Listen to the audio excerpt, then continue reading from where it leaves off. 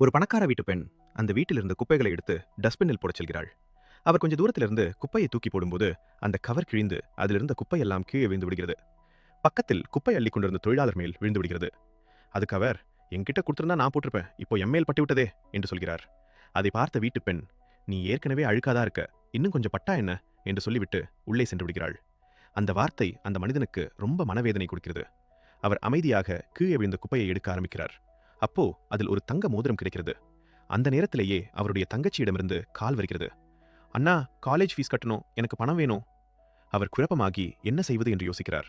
உடனே நண்பர்களுக்கு கால் செய்து ஆலோசனை கேட்கிறார். நண்பர்கள் எல்லாம் சொல்கிறார்கள், அதை விட்டுடு. அவர் அந்த மோதிரத்தை எடுத்துக்கொண்டு அடகி கடைக்கப் போகிறார். அந்த நேரத்தில் திடீரென்று அவருடைய அப்பா சொல்லிய 3 வார்த்தைகள் அவருக்கு ஞாபகம் வருகிறது. 1. யாருடைய பொருளுக்கும் ஆசைப்படக்கூடாது. 2. அனுமதி இல்லாமல் மற்றவர்களின் பொருளை தொடக்கூடாது. 3. தவறு செய்ய வாய்ப்பு கிடைத்தும் அதை செய்யாமல் இருப்பவன்தான் உண்மையான நல்லவன்.